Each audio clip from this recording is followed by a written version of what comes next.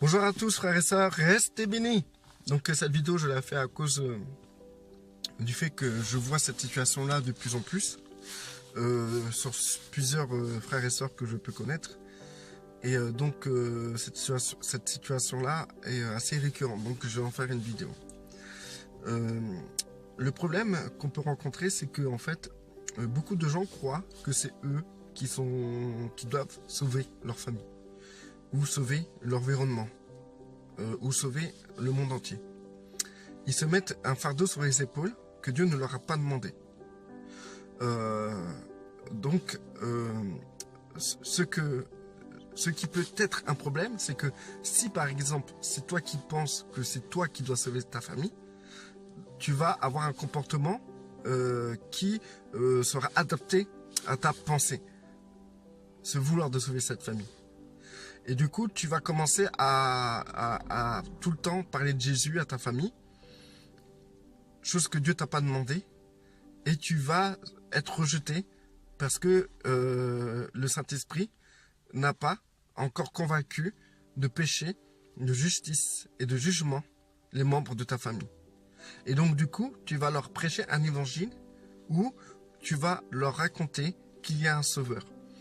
Et tant que les membres de ta famille n'ont pas été convaincus par le Saint-Esprit de péché, de jugement et de justice, et ben en fait, tu leur proposes un sauveur qu'ils n'ont pas besoin.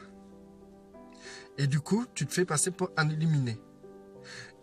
Tout en te faisant passer pour un illuminé, tu en danses parce que tu te dis « Ouais, super, moi j'ai fait ce que j'ai obéi au Seigneur, j'ai prêché la parole, j'ai parlé de Jésus à ma famille, nanana, nanana. » Et qu'en réalité, tu n'es même pas rentré dans les œuvres que le Père t'a préparées d'avance. Tu as simplement saoulé des gens.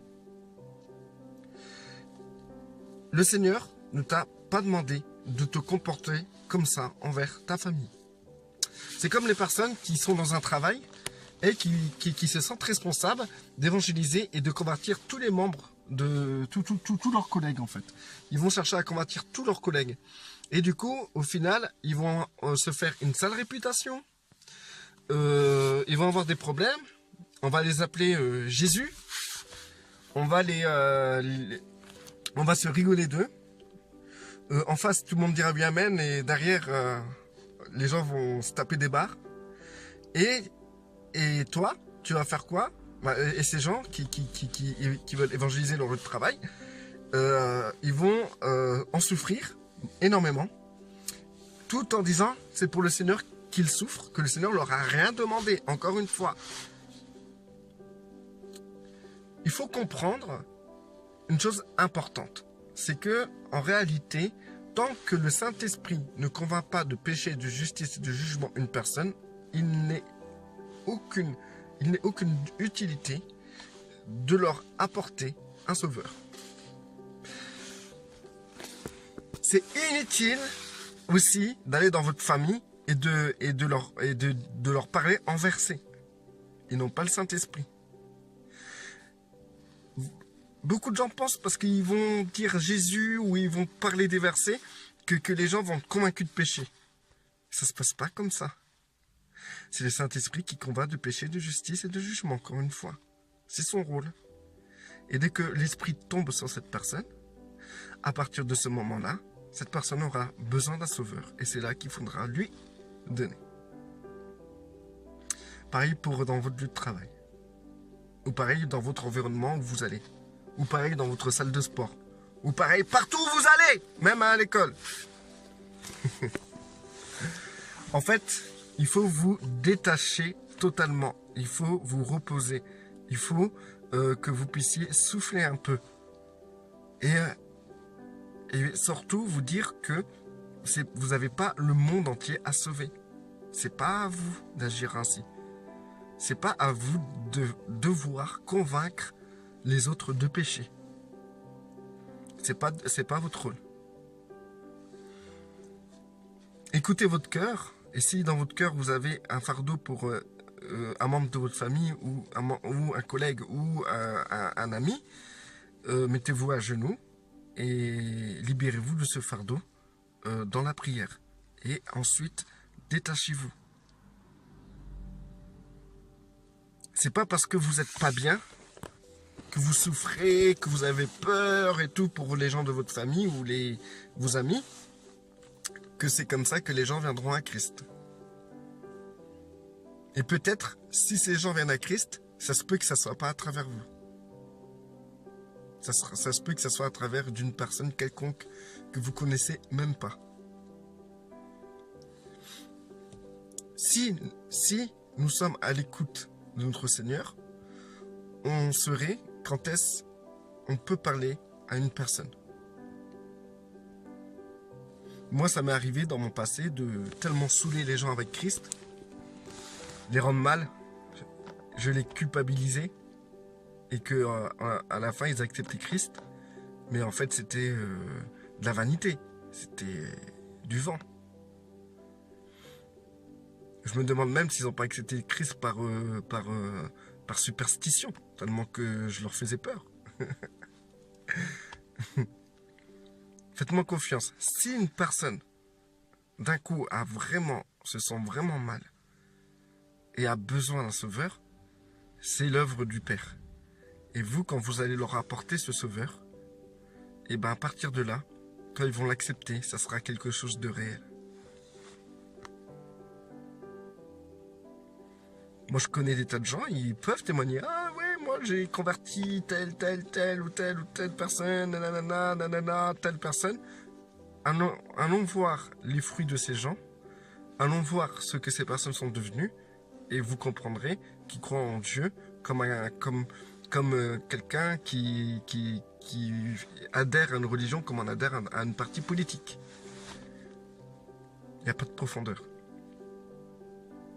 Parce que la seule profondeur qu'il peut y avoir, c'est quand le Saint-Esprit tombe sur une personne. Là, ça agit, mais puissamment. Et ça peut être dans votre famille, ça peut être dans votre lieu de travail, ça peut être dans n'importe quel environnement. Il faut être simplement sensible à ça. Si le Père vous dit « allez là et prêchez », c'est que le Saint-Esprit est déjà tombé sur les gens. Et que vous avez juste à annoncer un sauveur. Leur annoncer qui sera leur sauveur dans leur détresse. Parce que quand le Saint-Esprit tombe sur une personne, faites-moi confiance, elle n'est pas bien du tout. Elle est absolument pas bien. C'est comme ça que ma mère est venue au Seigneur. J'ai jamais harcelé ma mère avec Dieu, tout ça. Et un jour, elle m'appelle, elle se sentait absolument pas bien. Et jamais elle m'appelle pour déballer son cœur, quoi. Et je savais pas quoi faire. Et je priais intérieurement. Et je disais, Seigneur, qu'est-ce qui se passe? Et c'est là que le Seigneur m'a montré. Le Seigneur m'a dit, le Saint-Esprit est tombé sur elle. Elle est convaincue de péché, de jugement et de justice. Elle a besoin d'un sauveur. Et du coup, je dis, bah, maman, écoute, si tu te sens pas bien, c'est normal. Avec tout ce que tu as pu faire dans ta vie, s'il y a vraiment un Dieu, t'es pas son ami, hein. Et s'il y a vraiment un Dieu, ça se passera vraiment mal pour toi, quoi. Et ça l'a pas rassuré, plus qu'autre chose. Et du coup, je dis, mais t'inquiète pas, maman. Dieu a tout prévu. Et dans ta détresse, il a prévu un sauveur. Et c'est Jésus-Christ. Et tu peux te réconcilier avec Dieu. Dieu peut t'effacer tout le mal que tu as pu faire, tous tes péchés. Et comment dire, et tu peux te retrouver ta paix. Te retrouver la paix avec Dieu. Alors, ma mère, elle n'a pas cherché à comprendre. Elle a dit comment il faut faire, comment on fait pour accepter tout ça. Et je lui ai simplement dit, bah, mets-toi à genoux, dis à Dieu que tu reconnais que tu pèches, que tu es mauvaise et que tu as besoin d'un sauveur et que tu as accepté Jésus-Christ comme ton sauveur. Avec simplicité. Elle a raccroché et quand elle m'a rappelé, elle était heureuse, joyeuse, comme je ne l'ai jamais vue. Et elle était en paix, elle avait une joie immense en elle. Et elle a dit, il y a comme quelque chose, une chaleur qui est tombée sur elle et tout. Et depuis, elle appartient au Seigneur et tous les jours elle prie et elle s'est baptisée le même jour que moi. C'était simple. Et j'en suis certain que que pour vous, comme pour moi, ça s'est passé aussi simplement que ça.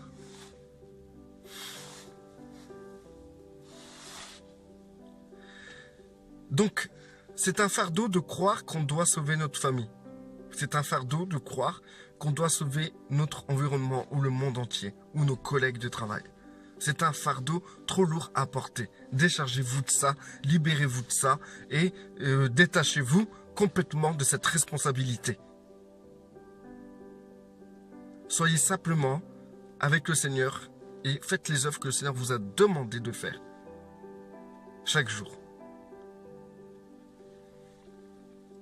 Si le Seigneur a projeté de sauver les vôtres, vous inquiétez pas. Vous n'aurez même pas besoin de vous casser la tête pour que ça se passe. Ça sera tout seul. Ça sera tellement naturel, tellement simple, tellement facile, que vous en reviendrez pas. Ça sera magnifique. Mon frère, c'est la même chose. Je vais pas témoigner pour mon frère parce que je sais pas si ça l'aiderait, s'il serait d'accord que je parle de lui, de la manière dont il est venu au Seigneur, dans quelles conditions et où surtout. Donc du coup, j'en parlerai pas. Mais c'était aussi simple, c'était magnifique. Donc, je sais que beaucoup de gens souffrent de voir les gens qu'ils aiment loin du Seigneur. Et cette souffrance-là, vous devez la déposer, comme vous déposez vos fardeaux, comme vous déposez vos péchés. Déposez-la à la croix. C'est pas quelque chose que le Seigneur vous demande de porter. C'est pas la peine de faire des millions de prières ou saouler votre famille avec des versets bibliques. C'est pas la peine de vous sentir responsable de l'état de votre famille. Détachez-vous complètement de tout ça. Ayez du recul avec tout ça. Faites confiance au Seigneur, tout simplement.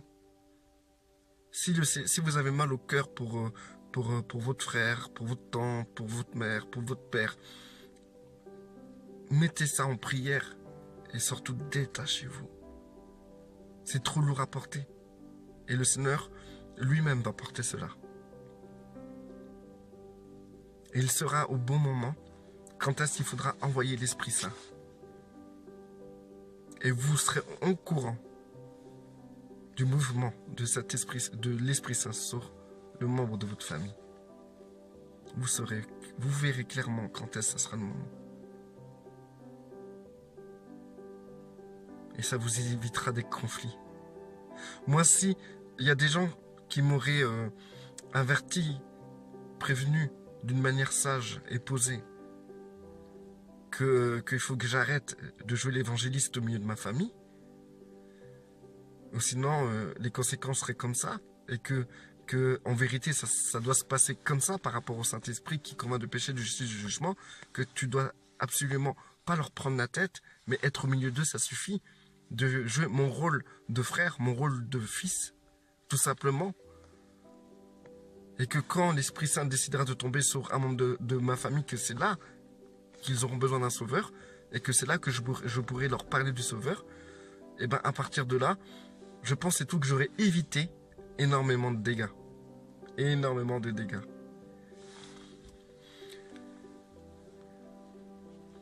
Et même dans le lieu du travail, hein, j'aurais pu éviter énormément de dégâts.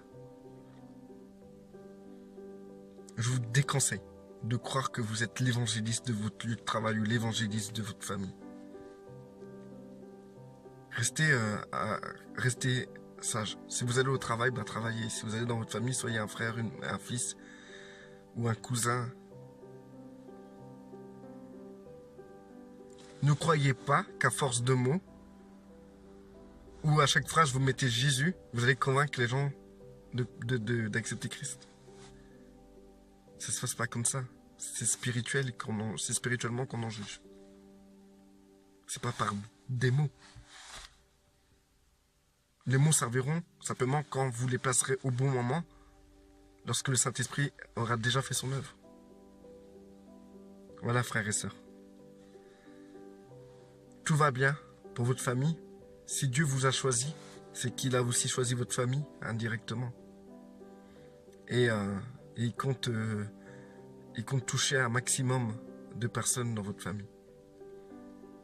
Mais le problème, c'est que nous-mêmes, on a ralenti le mouvement du Saint-Esprit en usurpant son travail. Au lieu de laisser le Saint-Esprit d'agir, on a parlé. Blablabla, Jésus, blablabla, Jésus, blablabla, Jésus, à chaque repas, à chaque réunion. Blablabla, Jésus, Jésus. Et faites-moi confiance qu'on a ralenti l'œuvre de Dieu. Parce que, à cause de ça, on a endurci encore plus les cœurs des membres de notre famille. Que Dieu nous pardonne. Frères et sœurs, soyez forts.